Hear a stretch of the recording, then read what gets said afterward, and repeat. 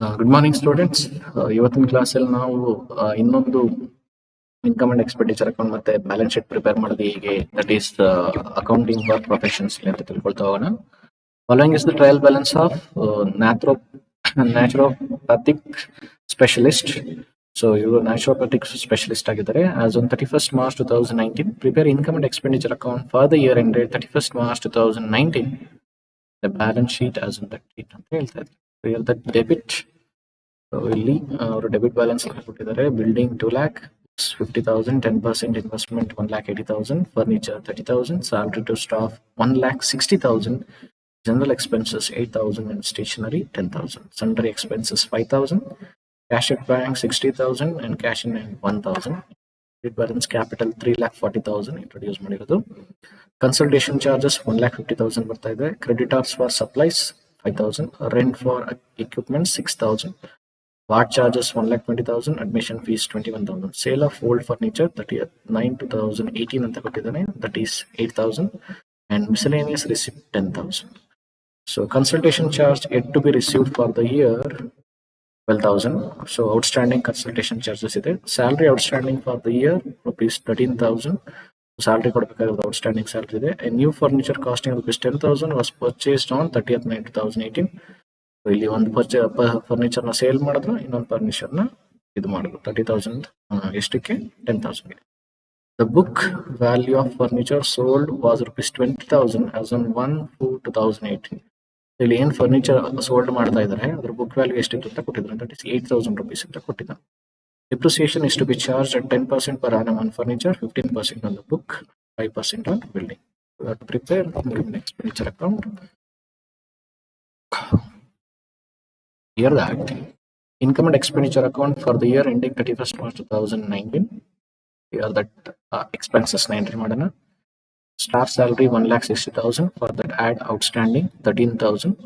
So total is 1,73,000.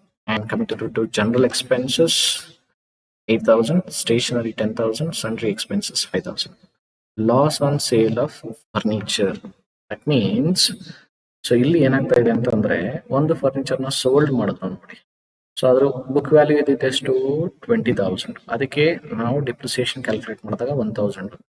So 20,000 ಅಲ್ಲಿ 1,000 ಹೋದ್ರೆ ಇನ್ನು 19,000 ಉಳಿತು. 19,000 ಅಲ್ಲಿ ನಾವು ಅದನ್ನ ಸೇಲ್ ಮಾಡ್ತಿರೋದಷ್ಟಕ್ಕೆ ಓನ್ಲಿ 8,000 ಗೆ ಸೇಲ್ ಮಾಡ್ತಾ ಇದೀವಿ. ಸೊ 8,000 ಗೆ ಸೇಲ್ ಮಾಡೋದ್ರಿಂದ 19,000 ಅಲ್ಲಿ 8,000 ಹೋದ್ರೆ ಸೊ ನಮ್ಗೆ ಲಾಸ್ ಎಷ್ಟಾಗುತ್ತೆ? 11,000 ಆಯ್ತು. ಸೊ ಅದಕ್ಕೆ loss on sale of furniture ಅಂತ ತಗೊಂಡಿದ್ದೀವಿ. ಅರ್ಥ ಆಗ್ತಾ ಇದೆಯಾ? 20,000 ಇತ್ತು, ಅದಕ್ಕೆ ಒಂದು 10% ಡಿಪ್ರಿಸಿಯೇಷನ್ ಫಾರ್ 6 months ಕ್ಯಾಲ್ಕುಲೇಟ್ ಮಾಡಿದಾಗ 1,000 rupees ಬಂತು. 20,000 ಅಲ್ಲಿ 1,000 ಅಂದ್ರೆ 9,000, 19,000 ಉಳಿತು. 19,000 ನಾವು ಫರ್ನಿಚರ್ ನ 8,000 rupees ಗೆ ಸೇಲ್ ಮಾಡಿದ್ವಿ. 8,000 rupees ಗೆ ಸೇಲ್ ಮಾಡೋದ್ರಿಂದ ನಮ್ಗೆ ಅದು 11,000 ರೂಪಾಯಿ ಲಾಸ್ ಆಯ್ತು ಅಂತ ಕ್ಯಾಲ್ಕುಲೇಟ್ ಮಾಡಿ ತೋರಿಸ್ಬೇಕು. Coming to that, depreciation on furniture sold 20,000 into 10%, 6/12, 1,000. And 10,000 ಇದು ಹೊಸದಾಗಿ ಪರ್ಚೇಸ್ ಮಾಡಿದ್ದು 10,000 ಗೆ 10%, 6 half year 6/12, 500, total 1,500.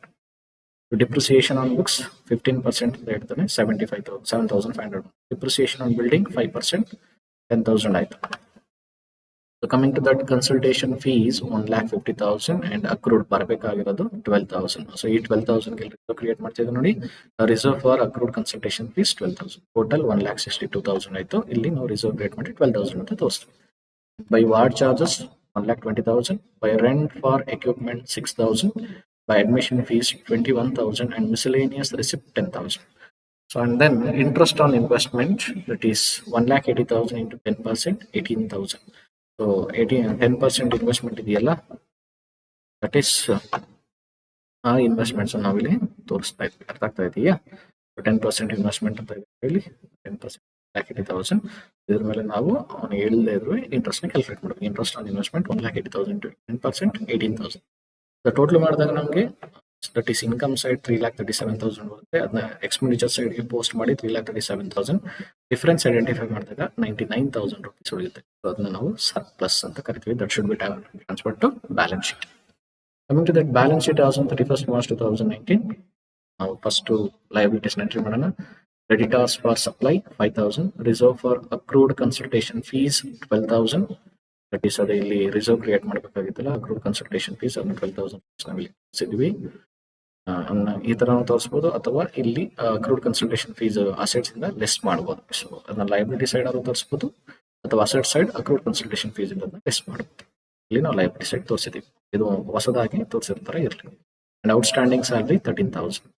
Coming to that capital ಇದ್ದಿದ್ದು, ಸೊ ಬ್ಯಾಲೆನ್ಸ್ ಶೀಟ್ ಅಲ್ಲಿ ಕೊಟ್ಟಿದ್ರು ನೋಡಿ, 1 lakh capital 3,40,000 add surplus, that is income and expenditure ಇಲ್ಲ, ಇಲ್ಲಿ 99,000.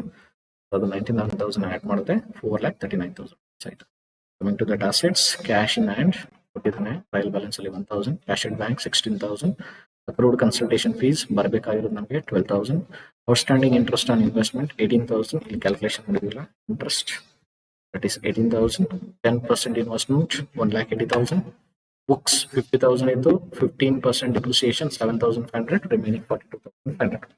Furniture 10,000 into less depreciation 500, ಹೊಸದಾಗಿ ಪರ್ಚೇಸ್ ಮಾಡಿದ್ರು 500, 9,500. Building 2 lakh less depreciation 10%, 5%, 10,000. outer column 1,90,000. So total ಮಾಡಿದಾಗ ನಮಗೆ 4,69,000 rupees. Like that, we have to prepare balance sheet and then income and expenditure account. Thank you for watching this video. Thank you.